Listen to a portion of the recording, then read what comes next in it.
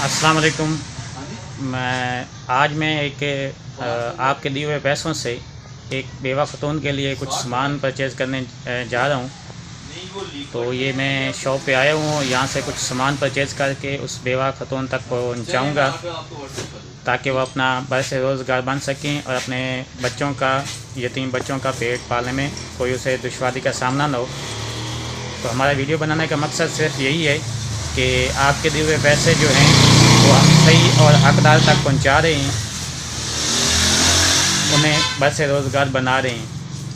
अगर आप भी अपने इर्द गिर्द ऐसे मुस्तहिक अफराद को देखती हैं तो उन्हें छोटा मोटा कोई भी ऐसा कारोबार बना के दें ताकि वो अपने बच्चों का जो है वो कफ़ालत कर सकें।